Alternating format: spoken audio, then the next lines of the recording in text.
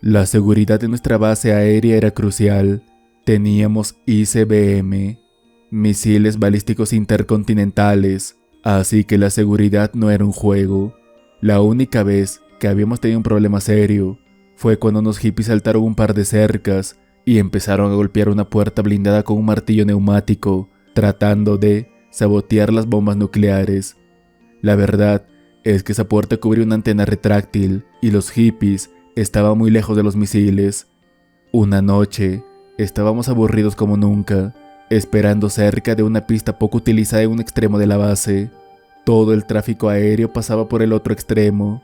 De repente, un patrullero comenzó a gritar por la radio sobre una situación desconocida. La cosa se puso caótica, con todos cargando pistolas y M16. El patrullero seguía gritando, aterrorizado y sin hacer mucho sentido. Se envió un segundo patrullero para apoyarlos y averiguar qué estaba pasando. Nosotros estábamos en espera por si necesitaban más refuerzos. Aún usábamos viejos Blazer en lugar de Humvees. De pronto, alguien reporta un contacto radar no identificado que no respondía a las llamadas. Se armó un verdadero caos. Sacaron un viejo M167 Bats de hangar y empezaron a cargarlo. En el otro extremo de la base, reportaron que estaban cargando helicópteros con escuadrones de infantería y armando a los ametralladores de las puertas. ¿Qué demonios estaba pasando? Entonces, empezaron a escucharse disparos a lo lejos. Uno de los patrulleros estaba disparando como loco. El segundo patrullero entró en contacto por radio, gritando que necesitaban refuerzos urgentemente. Nos dirigimos hacia allí, solo para encontrar que ambos patrulleros habían rodeado sus vehículos como si fuera una caravana atacada y estaban escondidos detrás de ellos aterrorizados. No vimos nada. El primer patrullero había visto lo que pensaron que era un animal en 4 patas, que luego se puso de pie sobre sus patas traseras. Corrió y saltó una cerca de 3.5 metros de altura con alambre de cuchillas en la cima. Se asustaron y pidieron refuerzos. El segundo patrullero llegó, no les creyó y se dividieron para buscar pistas al estilo Scooby-Doo. El primer patrullero volvió a ver a la criatura, escondida en una zanja de drenaje. Un miembro del segundo patrullero gritó que algo lo había agarrado por detrás y lo levantó del suelo. Entró en pánico y disparó su M16, afortunadamente sin golpear a nadie de nuestros chicos. La cosa que lo agarró lo soltó y se unió a la primera criatura. La base entró en pánico. Establecieron un perímetro defensivo mientras pedían más refuerzos. Eran chicos de la Fuerza Aérea que pasaban las noches tomando café. No estaban preparados para esto. Nosotros llegamos para ayudar a buscar a las criaturas, pero no encontramos nada. En el otro extremo de la base, reportaron una luz azul flotando sobre los hilos de misiles. Nuestros helicópteros aún no habían terminado de cargarse. El comandante de la base ordenó que si la luz o el avión no eran nuestros, había que eliminarlo. Oímos abrirse el BADS, Sistema de Defensa Aérea Vulcan, y vimos los trazadores arcos en el cielo nocturno. Era algo impresionante. Sin embargo, no hubo explosiones y no pudimos ver la luz desde nuestra posición debido a una pequeña colina. Los informes de radio indicaron que la luz misteriosa se movió hacia el campo de aviación después de ser disparada y presumiblemente fallada. Flotó unos segundos y luego desapareció. La base entró en una búsqueda exhaustiva. Cualquiera que no estaba despierto ya lo estaba después de que el Vulcan empezó a disparar. Se revisó toda la base y el perímetro, pero no se encontró nada. Todo se anunció como una falsa alarma debido a los nervios alterados. Los patrulleros fueron puestos en licencia por un par de semanas, y cuando regresaron, se les asignó proteger una parte diferente de la base. Yo fui asignado a patrullar esa área en lugar de mi cómodo puesto en el cuartel general de seguridad, y, Sorprendentemente, no vi nada extraño o inexplicable durante los 2 años que estuve allí hasta que me fui.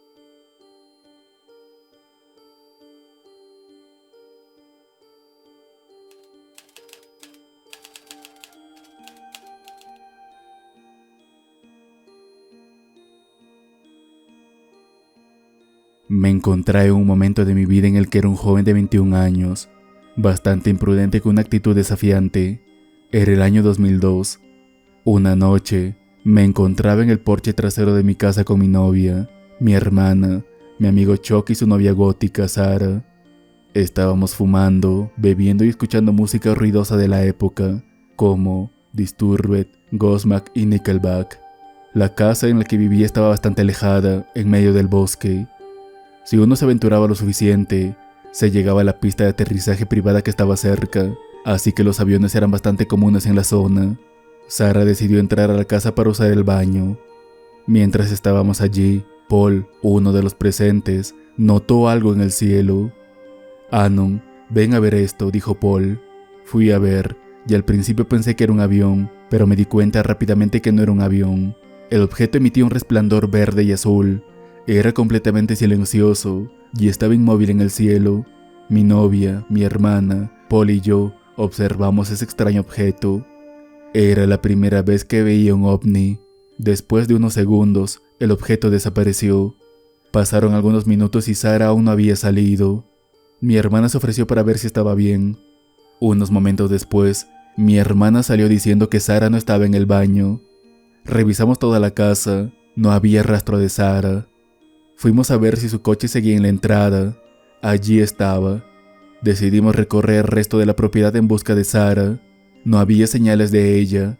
Intentamos llamarla a su celular, pero al marcar el número, solo había un ruido distorsionado y crujiente al otro lado. Lo escuchamos hasta colgar. Intentamos llamar de nuevo. Escuchamos el mismo ruido, pero también un eco tenue de un grito. Parecía que podía ser el grito de Sara, pero estaba tan distorsionado que no podíamos estar seguros. Pasaron entre 3 y 4 horas mientras continuábamos buscando en el bosque. Cuando estábamos a punto de rendirnos y llamar al 911, ahí estaba. Era Sara. Estaba acurrucada en la esquina de la sala de estar. Intentamos averiguar dónde había estado, pero no respondía. La chica estaba aterrada y no podía decir ni una sola palabra.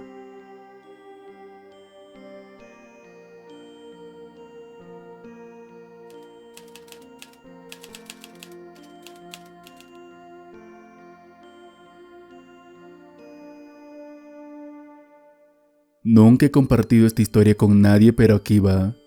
Cuando tenía 18 años, me compré mi primer coche, un Toyota Celica del 89. Como solía ser una persona nocturna, solo manejaba de noche. Vivía en un pueblo relativamente pequeño de unas 40,000 personas. Eran alrededor de las 3 de la mañana y estaba conduciendo por la calle principal, justo pasando por la escuela secundaria.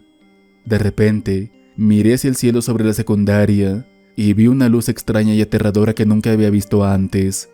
De repente, un orbe verde cayó del cielo, casi como si hubiera sido lanzado desde el espacio. Me apresuré a acelerar y me dirigí hacia allí, pensando que podría ser un meteorito.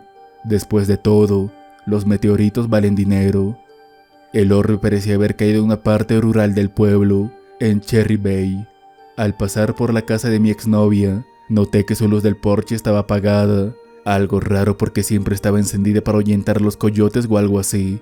Entonces, me di cuenta de que todas las luces de Cherry Bay estaban apagadas. Pensé para mí mismo, es como si hubiera habido una especie de apagón eléctrico. Justo en ese momento, mi coche se apagó. Decidí salir y caminar menos de un cuarto de milla desde donde vi caer el orbe. Subí una colina y encontré el orbe en un campo, girando a gran velocidad y levantando tierra como si fuera un helicóptero. Decidí lanzar una piedra hacia él, y fue como si la piedra hubiera rebotado instantáneamente de vuelta hacia mí.